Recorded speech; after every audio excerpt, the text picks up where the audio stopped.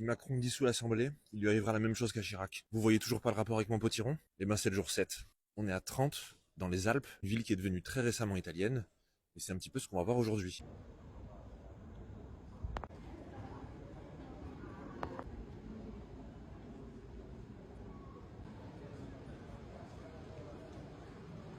Ça y est, on retrouve ce genre de coupole que je n'ai vu que à Innsbruck ou en Slovénie.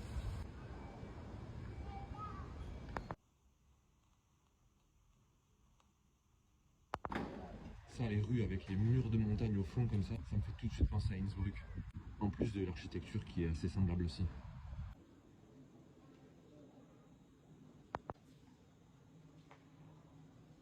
Away, yes, and we walk to the Roman ruins.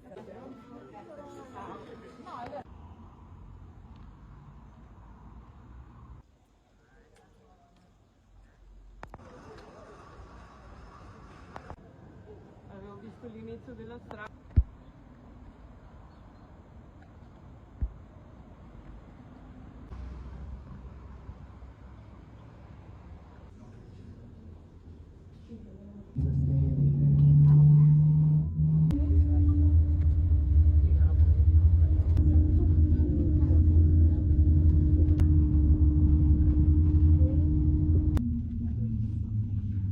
Évidemment, il y avait un téléphérique, je ne pouvais passer à côté. Nous voilà dans les hauteurs alpines, au-dessus de Trente et au-dessus de la vallée de l'Adige.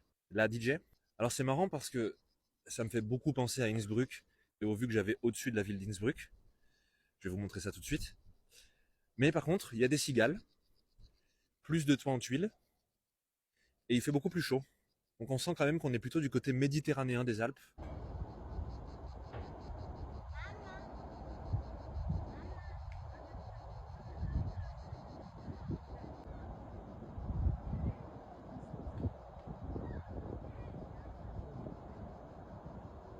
On voit bien que toutes les infrastructures suivent la vallée de l'Adige.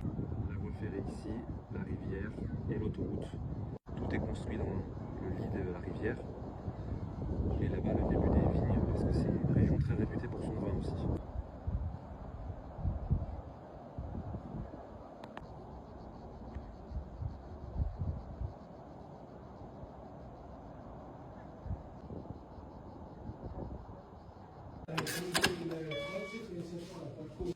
No, si va alla luce. Ci vede pochissimo l'una.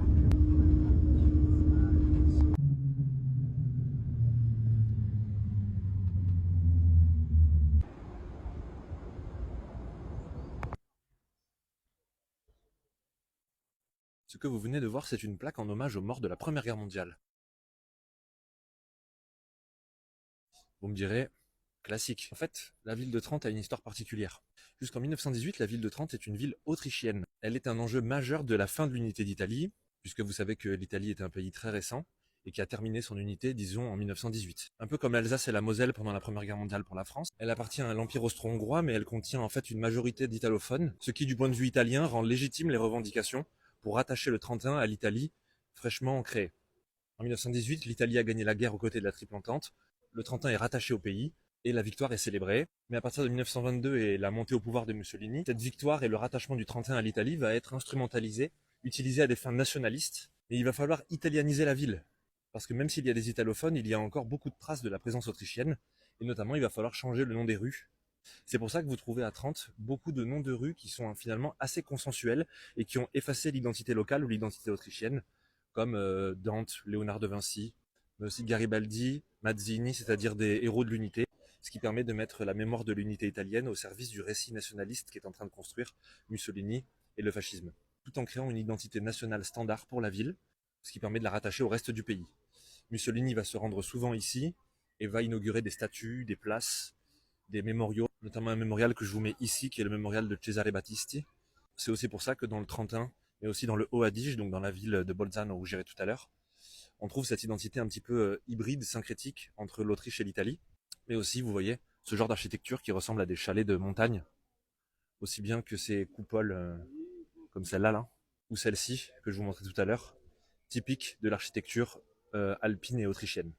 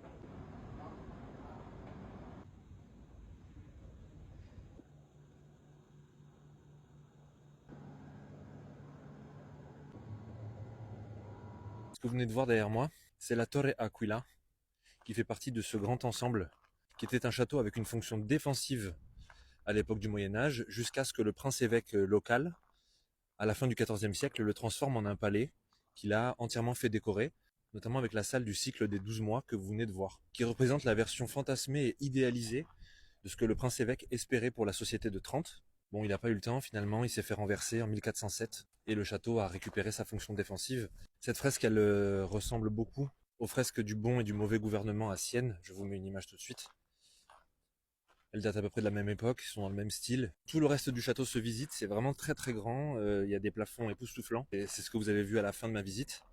Mais ce qui était curieux, c'est que la Torre Aquila, où il y a le cycle des 12 mois, ça se visite uniquement à des créneaux fixes, et on est obligé de suivre une guide, mais avec des audio-guides. C'est la première fois que je vois ça. C'est-à-dire qu'elle parle pas, juste elle nous guide et on a les audio-guides à la main. Un truc qui m'a toujours fait marrer dans les audio-guides, surtout les audio-guides un peu anciens, c'est que là j'avais la version française. Sauf que déjà, le type qui parlait dans l'audio-guide, j'aurais été incapable de dire s'il avait l'accent allemand ou italien, parce qu'à mon avis, il est du coin. Donc c'est une sorte d'accent hybride entre les deux. Je me dis, c'est fou que ce genre d'endroit très touristique n'ait pas les moyens de prendre un vrai francophone pour faire la voix. Parce que là, en plus, du coup, il y avait pas mal de fautes de français. C'était pas incompréhensible, mais il y avait plein d'italianismes mal traduits, en fait. Donc ça se sentait, déjà c'était pas de l'IA, donc ça c'est bien, mais surtout que c'était clairement un italophone qui lisait le texte. Bon, aussi c'était un musée très très grand, 3 ou 4 étages sur toute la longueur du château.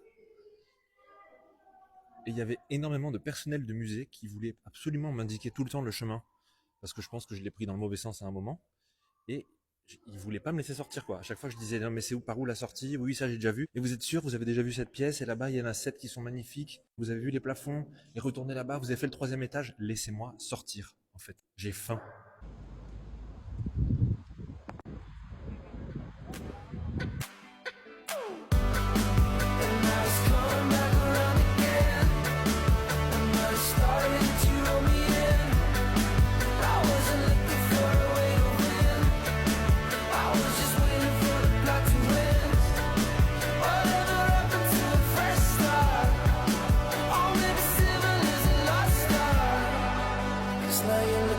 Sideways.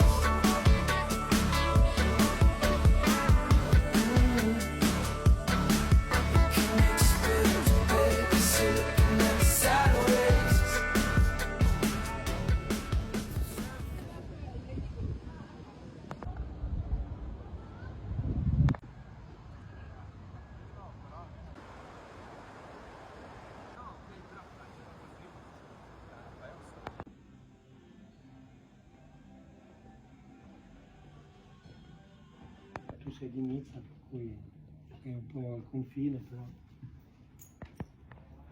sai, come se a un certo punto prendessero Lione e si dissero che è italiana. Quelli di Lione non si sentirebbero italiani, No. dai, no? È vero. Hanno cercato di italianizzare il territorio. Con la forza.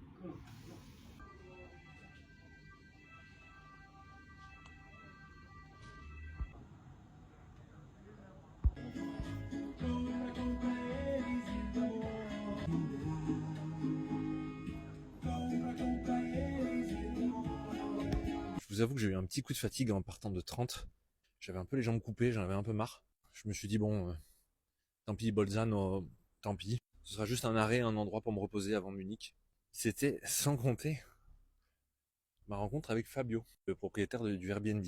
Déjà, c'est dans un quartier magnifique, très calme. Ça a l'air d'encore puer l'oseille Bolzano, mais bon, bref. Mais Fabio, c'est un autre style. Les 3 appartements qu'il loue en Airbnb sont au-dessus du bar dont il est propriétaire et tenancier. Tout sent le tabac froid, l'alcool. Vous avez vu la gueule du bar, le bordel qu'il y a à l'intérieur. Fabio, c'est un révolutionnaire, je pense. Vous voyez ce genre de mec? En fait, quand je suis arrivé, j'avais l'impression de le gaver. Il était saoulé, un peu irascible, un peu passif-agressif. Le bar, bon, je suis pas sûr qu'il en vive non plus, donc je pense qu'en fait, il gagne plutôt de l'argent grâce au logement. Regardez où je suis là. C'est vraiment très beau. Tout est très beau. En fait, quand je lui ai dit que j'étais prof d'histoire, que j'avais appris l'italien au collège, et que en plus j'étais prof d'histoire en italien. Là, on a beaucoup parlé de Bolzano et de la région. Et il m'a expliqué notamment, donc ça l'a débloqué là d'un coup, et j'ai senti que ça faisait appel à sa famille, à ses ancêtres et tout, parce que lui-même est de descendance allemande, comme la plupart des gens ici en fait. Et il m'a dit les Italiens en fait étaient une minorité ici en 1918. Il y avait surtout des Allemands, ce qui est l'inverse de Trente où il y avait une majorité d'Italiens. Et en fait, Bolzano est devenu italien, mais parce que les Italiens ont été un peu gourmands à la fin de la Première Guerre mondiale. Mais en vrai, ça aurait pas dû être italien. C'est quand même très très germanique. Enfin, vous allez voir, je pense. Regardez là derrière. En fait, j'ai pas envie de parler. Regardez ça là. C'est fou, non? Les couchers de soleil de zinzin. Et il m'a dit que même à l'époque du fascisme, en fait, il était interdit d'apprendre l'allemand, alors qu'aujourd'hui c'est la deuxième langue obligatoire. Et donc l'allemand s'apprenait dans les caves clandestinement, et que Mussolini avait dû italianiser massivement cette région, qui n'était pas aussi spontanément italienne que Trente. D'ailleurs, tous les noms des rues sont écrits en italien et en allemand, donc on sent qu'on est dans une autre ambiance là. Pour le coup, ce qui est intéressant, c'est que les noms des rues perpendiculaires à là où je loge, ce sont que des noms de terres irrédentes, c'est-à-dire de terres revendiquées par l'Italie pendant des décennies pour terminer son unité. Donc il y a Gorizia, Zara, c'est-à-dire Zadar aujourd'hui en Croatie, Fiume, la ville où je suis allé l'an dernier, Rijeka. Je vous renvoie au vlog de l'an dernier pour savoir de quoi je parle.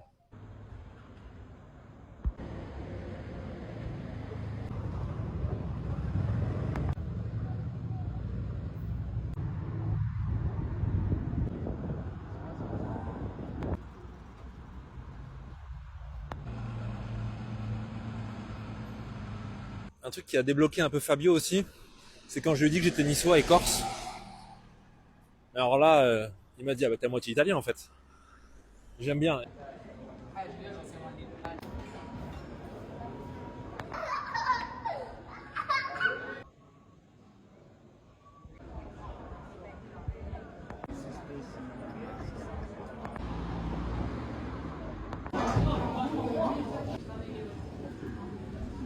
Le programme de demain est très excitant, parce qu'on bascule dans une autre ère des vlogs là.